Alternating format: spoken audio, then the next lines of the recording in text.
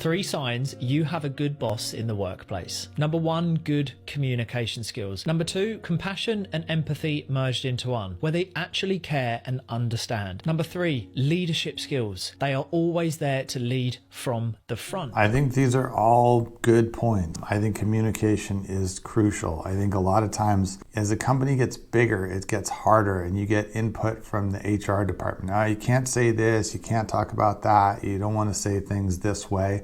And I think, although I understand it from a legal liability standpoint, I think a lot of times that stuff gets in the way of being able to just have an honest conversation with people. Hey, this thing happened.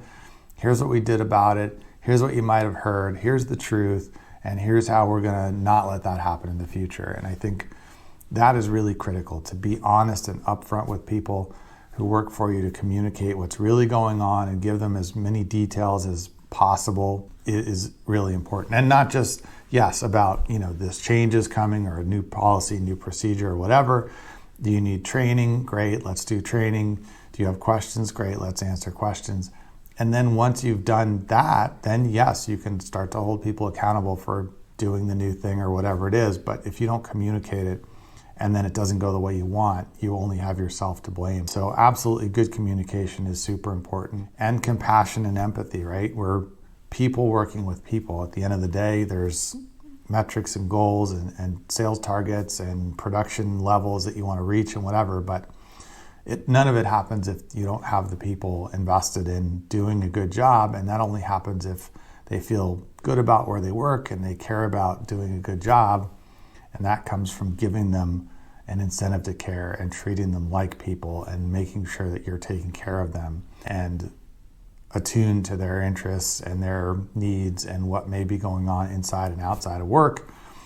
And that all sounds a little touchy-feely and sort of frou-frou, but the reality is, if you're a jerk to your employees, you can expect them to be jerks back, and it's going to hurt you a lot more than you're going to hurt them.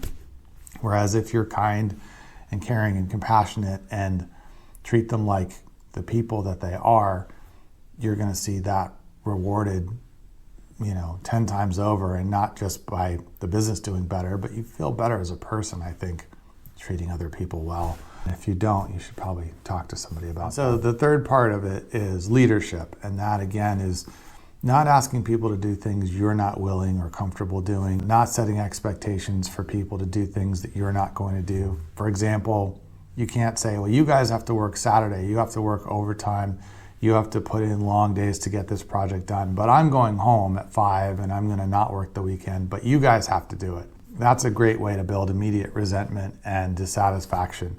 Right? If you're going to ask people to do extra, go above and beyond, then you as the leader, the owner, the manager, you better be willing to do that as well. Go above and beyond and put in the extra effort.